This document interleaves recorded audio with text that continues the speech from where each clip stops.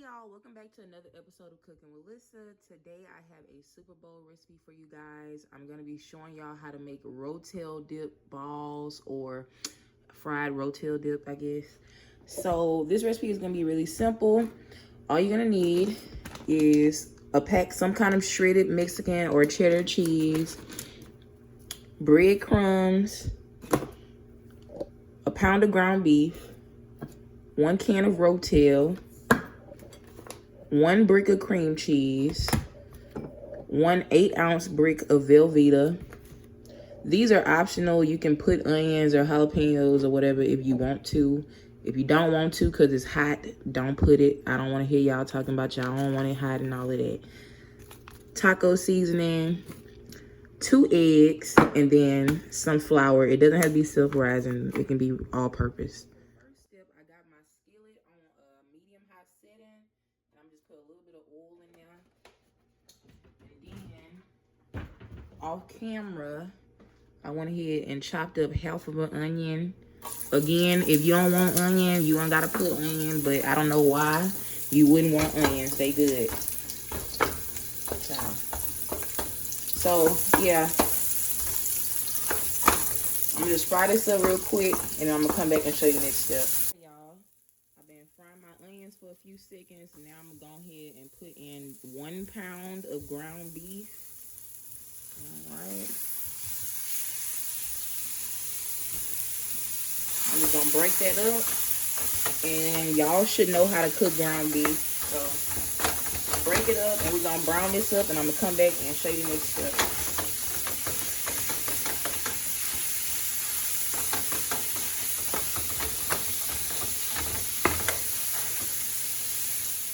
So my ground beef is browned up.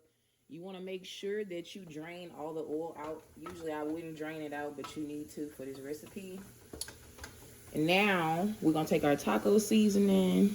Also, if anybody is interested in a blunt holding ring, I will put the link below. I have many different designs to choose from.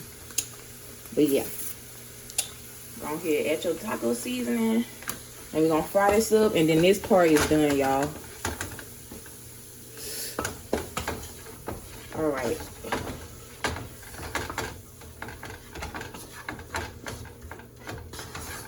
Just make sure the seasoning is nice and incorporated. Now we're gonna set this to the side, and I'm gonna go and show you the next step. Next step, we just gonna dice up our cream cheese and our Velveeta. Again, this is a 8-ounce brick of Velveeta, and then the standard brick of cream cheese. I don't know how big it is. All right. Yeah, this would just make it easier to melt. All right, y'all, so I got my cheese in a bowl. You want to make sure you put it in a bowl that's microwavable. And then I'm going to go ahead and take my ground beef. Put that all in there. Get all of the good onions. Again, this is optional. You could fry the jalapenos if you want to, but I like raw ones, so I'm gonna add that in there. You can also put pickled ones, or none at all, again, because I don't need y'all complaining. 1 can of Rotel. This is a 10-ounce can, and I did drain the juice out of here. I don't need no extra liquids. So now what I'm gonna do is we're gonna take this and put it in the microwave for about a minute or 2 just to soften up the cheese, and then I'm gonna come back and show you next step. So I microwave this for a minute and a half, and as you can see, it's pretty soft now. We're just gonna mix this all together. And you don't want the cheese to be like super melty. You want it to be somewhat firm, but soft enough to mix everything smoothly. All right, so I'm gonna mix this all together, and then I'm gonna come back. Y'all, this just tastes so good already, y'all. It's tasting very sexual. All right. Ooh. We're gonna take our cheese, and I'm putting I'm gonna put about half of this 8-ounce bag. Ooh, that's so good. I love cheese. All right. Mix that up. You know what? I'm gonna put more cheese. I'm gonna put a whole 8-ounce bag of cheese. You could put half the bag. I'm gonna put the whole bag. Might as well. All right. So now, once I get this mixed up, all right. What we're gonna do now is I'm gonna set this in the refrigerator for about 30 minutes. And then, well, yeah, 30 minutes. But you could leave it overnight if you want to like make this for another day or something like that. So for the next step, it's been 30 minutes since I put this in the refrigerator. If you want to make these quicker, you can also put it in the freezer for like 15 minutes. But anyways, take an ice cream scoop. If you don't have an ice cream scoop, you can form these into balls with your hand, but the ice cream scoops just make it easier and less messy and stuff.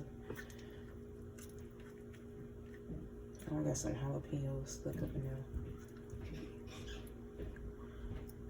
You know what?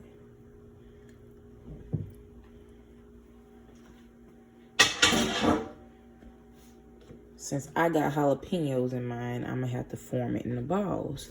So, yeah. Just form it in the balls. If you don't got big chunky jalapenos in yours, you don't gotta do that though. You can use the ice cream scoop. But yeah, you can just make them as big as you want. And then after you make all the balls you're gonna make, you want to put this in the freezer for about an hour, y'all. And that's gonna get it firm enough for us to put our batter on. I think it's a little too much. All right, y'all. So I went ahead and set up my dredge station. So I got about a cup and a half of flour, my 2 eggs cracked, and then in this bowl is panko breadcrumbs. You want to make sure you use panko, or you could crush up like some tortilla chips or something like that if you want to. So I don't have taco seasoning. I'm gonna go ahead and season my flour with a little bit of chili powder. I'm gonna put chili powder in everything just so it can have a little extra kick to it. And then I'm just gonna put some Cajun seasoning inside of my flour. But yeah, if you have taco seasoning, that would probably be ideal for this. But I just wanna have a little flavor. So beat up that egg.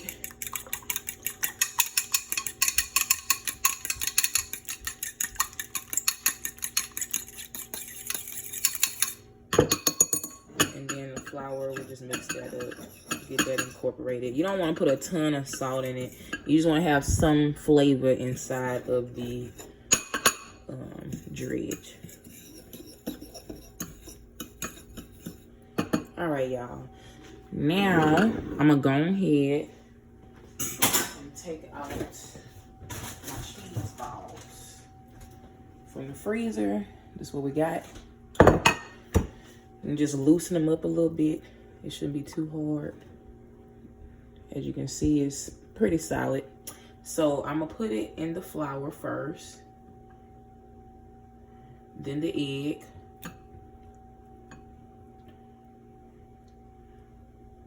and then the panko. And I'm gonna just do that to all of my little cheese balls, y'all. I just cannot not make a mess.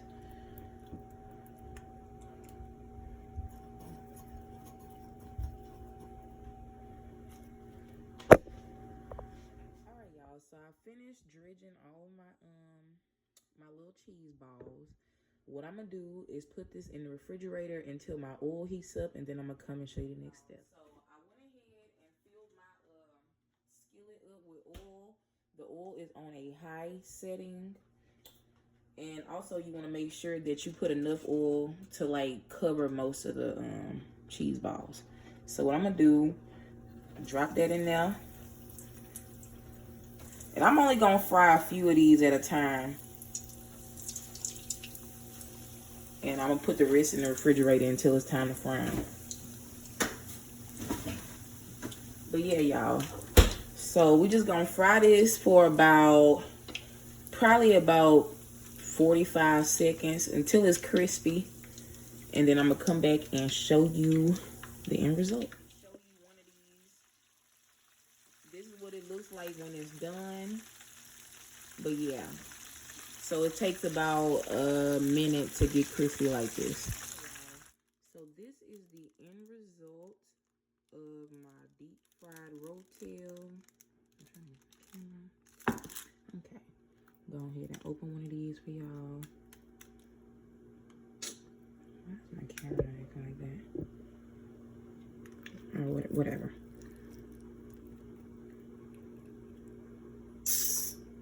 You see all that cheesy goodness? I'm sorry, y'all. I don't know why my camera will not focus. But yes.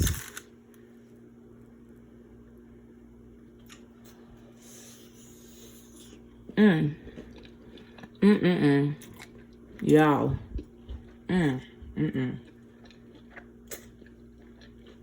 That's good, for real. I love cheese. I love nacho cheese. It's delicious. So, if anybody is looking for some new game day snack ideas, I suggest you give us a try. I'm sorry that my camera is not focusing. I don't know why. But yeah, y'all, if you enjoy nacho cheese and fried cheese sticks and all of that, I suggest you try this video out. If you enjoyed this video, please like and subscribe, and stay tuned for the next episode of Cooking with Lyssa.